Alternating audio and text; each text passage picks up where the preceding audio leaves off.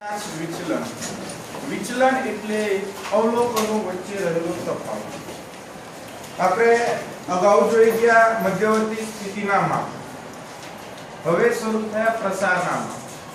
મધ્યવર્તી સ્થિતિના માપની અંદર આપણે અવલોકનોની મધ્યવર્તી સ્થિતિ જાણીએ છીએ, પરંતુ એનાથી આપણે એ માહિતી વિશેનો સંપૂર્ણ ખ્યાલ મળતો નથી અને ખાસ કરીને એ માહિતીને એવી જ બીજી કોઈ માહિતી સાથે એની કમ્પેરિઝન કરવી હોય છે ત્યારે આપણે એની કમ્પેરિઝન કરી શકતા નથી. દાખલા તરીકે બે વિદ્યાર્થીઓની ટકાવારી સરખી હોય તો એવું ન કહી શકાય કે બંને વિદ્યાર્થીઓ સરખા જ હોશિયાર છે. એમના વિષયના માર્ક્સ કેવા આવેલા છે એ વિષયના માર્ક્સનું પરફોર્મન્સ આપણે એમાં જોવું પડે છે. વિષય વાઇઝ એનું કેવું પરફોર્મન્સ રહ્યું છે. જો એના બધા જ વિષયમાં માર્ક્સ એક જ સરખા હોય તો એ વિદ્યાર્થી સારો હોશિયાર કહેવાય. પરંતુ જો એવું બને કે એકાઉન્ટ સ્ટેટમાં માર્ક્સ વધારે આવે અને ગુજરાતી અને ઇંગ્લિશ જેવી લેંગ્વેજમાં માર્ક્સ ઓછા આવે તો એવરેજ બંનેની સરખી આવવા છતાં પણ એનું માર્ક્સનું પરફોર્મન્સ બંને વિષયમાં બંને વિદ્યાર્થીઓનું વિષય પ્રમાણે અલગ અલગ હોવાથી આપણે બંને વિદ્યાર્થીને સરખા કહી શકતા નથી. એના માટે પ્રસારના માપનો અભ્યાસ થાય છે. સૌથી પહેલો તમે કયો માપનો અભ્યાસ કર્યો? પ્રસારના માપમાં સૌથી પહેલો જ અભ્યાસ કયા માપનો થયો? વિસ્તાર અને વિસ્તાર. હવે પ્રસારના માપને આપણે બે ભાગમાં વહેંચીએ છીએ, સાપેક્ષ અને નિરપેક્ષ. નિરપેક્ષ માપ એ પ્રસારનું માપ એના માહિતીના મૂળ અવલોકનો ઉપર છે. જ્યારે સાપેક્ષ માપ શા માટે? તો એના જેવી બીજી જ માહિતી સાથેની કમ્પેરિઝન કરવા માટે આપણે સાપેક્ષ માપનો ઉપયોગ કરીએ છીએ. બીજું માપ જોયું આપણે ચતુર્થક વિચલન. વિસ્તારની અંદર સૌથી મોટું અવલોકન અને સૌથી નાનું અવલોકન એ બંને વચ્ચેના અંતરને આપણે મહત્વ લીધું કે બંને વચ્ચેનું કેટલું અંતર રહેલું છે. ચતુર્થક વિચલનની અંદર આપણે શું કર્યું? માહિતીને ચડતા ક્રમમાં ગોઠવીને એને ચાર સરખા ભાગમાં વહેંચી દીધી.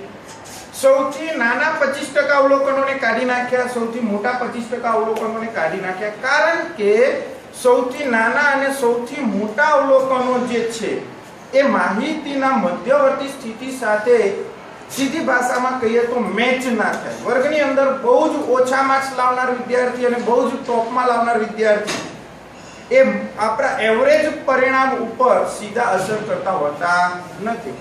લાસ્ટ ટાઈમ આપણે વાત થઈ હતી પેલી કે હંમેશા સહન કોને કરવું પડતું હોય? મધ્યમાં. વચ્ચે વાળાને ઘણી બધી મુશ્કેલીઓનો સામનો કરવો પડતો એવું લાસ્ટ ટાઈમ આપણે એક ઉદાહરણ તમને આપ્યું. તો મોટા ભાગના વર્ગના વિદ્યાર્થીઓના ગુણ આપણે જોઈએ તો 10 કરતા ઓછા ગુણવાળા વિદ્યાર્થી તમારા ક્લાસમાં એક જ જણ છે, ખરું ને? ફર્સ્ટ એક્ઝામમાં 45 કરતા વધુ ગુણ મેળવવા વાળા વિદ્યાર્થીઓ બહુ ઓછા છે. બાકીના વિદ્યાર્થીઓ ક્યાં છે? મધ્યમાં. એટલા માટે આપણે મધ્યવર્તી સ્થિતિનો અભ્યાસ કરીએ છીએ અને એમાં ચતુર્થક વિચલનમાં અગાઉના 25% છેડાના એટલે કે બે અંતિમ છેડાના 25% અવલોકનોને આપણે હટાવી દઈએ છીએ. એટલે કે માનો ત્યાં ચડતા ક્રમમાં ગોઠવાયેલી માહિતી છે. અહીંયા સૌથી નાનું અવલોકન, અહીંયા સૌથી મોટું અવલોકન અને એના ચાર સરખા ભાગ કરવા માટે આપણે ચતુર્થકોનો ઉપયોગ કરીએ છીએ.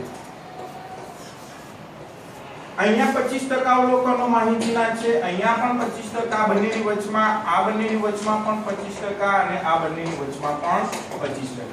આપણે આને પણ હટાવી દીધા, આને પણ હટાવી દીધા. ચતુર્થક વિચલનમાં શું કર્યું? બરાબર મધ્યના 50% અવલોકનોના જ પ્રસારને ધ્યાનમાં લીધું.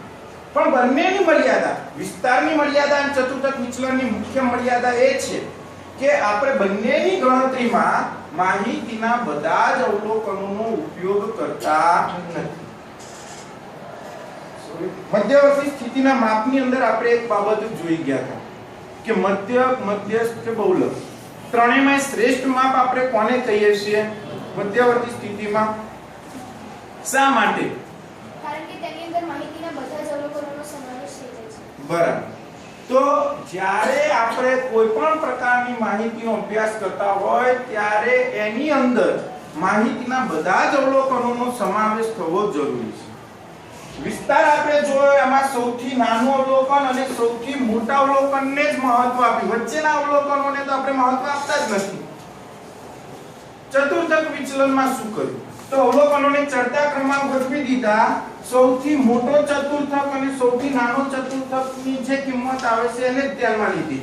એની મધ્યના અવલોકનો વચ્ચેના પ્રસારને કે જે અંતિમ છેડા તરફ રહેલા અવલોકનો છે એને પણ આપણે મહત્વ આપતા નથી. એટલા માટે આ બેની મર્યાદા દૂર કરવા માટે પ્રસારનું ત્રીજું માપ સરેરાશ વિચલન.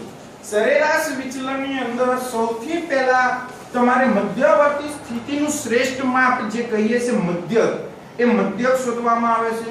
એટલે કે મધ્યવર્તી સ્થિતિનું શ્રેષ્ઠ માપ મેળવવામાં આવે છે અને એ મધ્યકથી માહિતીના બાકીના અવલોકનો એટલે કે જેને આપણે xi તરીકે ઓળખીએ છીએ, તો માહિતીના મૂળ અવલોકનો અને એના સરેરાશના માપ વચ્ચેના વિચલનો અહીંયા મેળવવામાં આવે છે અને એ વિચલનોની સરેરાશ કિંમત મેળવવામાં આવે છે જેને આપણે સરેરાશ વિચલન તરીકે ઓળખીએ છીએ.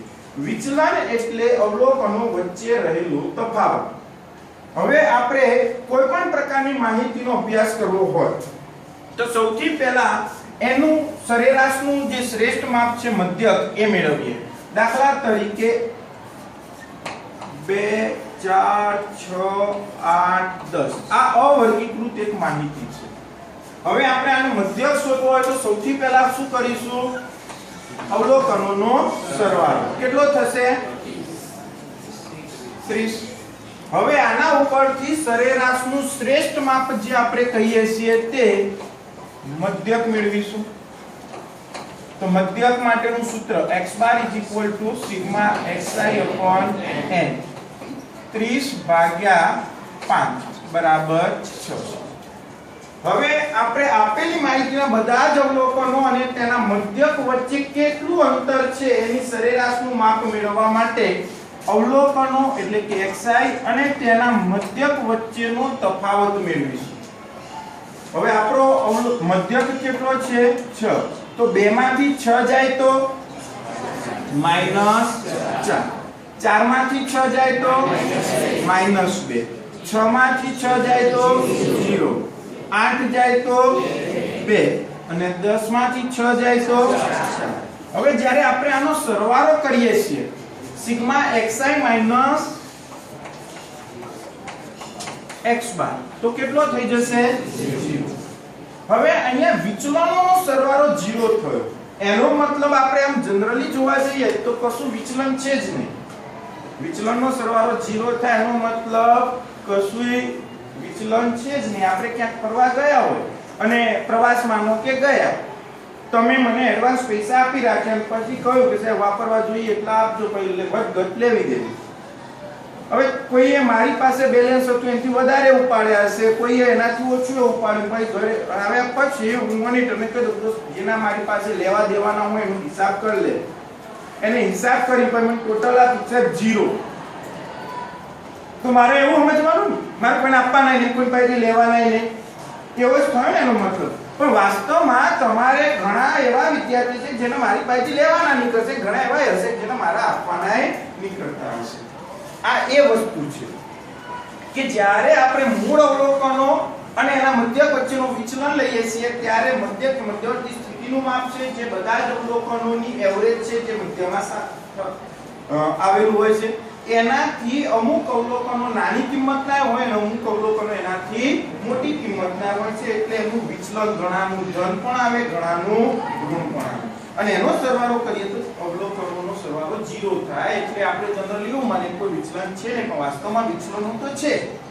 તો આ વિચલનોનો સરવાળો 0 થવાનું કારણ જે અવલોકનો આપણા મૂળ મધ્યક કરતા નાની કિંમતના છે એના કારણે વિચલન ઋણ આવ્યું અને એનાથી સરવાળો 0 થયો. અમુક ઋણ છે, અમુક ધન.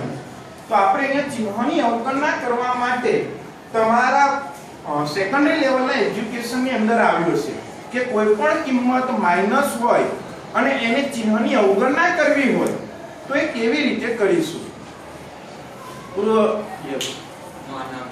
શું કરવાનું? માનાંક એટલે આપણે માનાંક બોલીએ છીએ પણ માનાંક એટલે હા, તો આપણે આની જોડે આ રીતે બે લીટા કરીએ છીએ અને કદાચ તમે સેકન્ડરી લેવલે શીખીને આવ્યા છો. શું કહેવાય? માનાંક. જ્યારે કોઈ પણ કિંમત માનાંક સાથે દર્શાવવામાં આવે છે, આપણે અહીંયા ન લખતા સાઈડમાં લખીશું, આને આ રીતે રાખીએ. માનાંકમાં જો તમે xi - x બાર દર્શાવશો ત્યારે ચિહ્નની અવગણના થશે.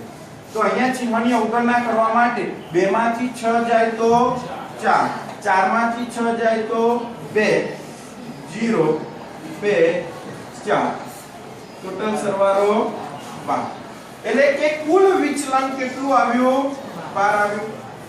હવે આપણે આના ઉપરથી સરેરાશ વિચલન શોધવું છે. હવે સરેરાશ વિચલનને સંકેતમાં આપણે ડેલ્ટા x બાર વડે દર્શાવીએ છીએ. આ રીતે આને ડેલ્ટા તરીકે ઓળખાય, આ x બાર.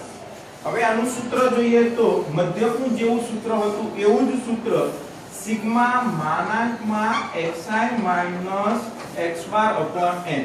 આનું સૂત્ર સિગ્મા xi upon n, આનું સિગ્મા માનાંકમાં xi - x બાર. તો હવે માનાંકમાં xi - x બાર નો સરવાળો કેટલો છે? 12 ભાગ્યા આપણા કુલ અવલોકનો કેટલા છે? કુલ અવલોકન 1 2 3 4 5. તો કેટલો થશે? 12 ભાગ્યા 5 2.4. એટલે કે આપણી માહિતીના અવલોકનો વચ્ચે સરેરાશ 2.4 એકમનું વિચલન જોવા મળે છે. ખ્યાલ આવી ગયો? સરેરાશ વિચલન એટલે શું? આની ગણતરીમાં તમે જોઈ શકો છો બધા જ અવલોકનોનો આપણે ઉપયોગ કરવો પડે છે. સૌથી નાની કિંમતનું અવલોકન હોય તો પણ અને સૌથી મોટી કિંમતનું અવલોકન હોય તો પણ આપણે એને સરેરાશ વિચલનમાં ગણતરીમાં લઈએ છીએ. ઓકે, ખ્યાલ આવી ગયો?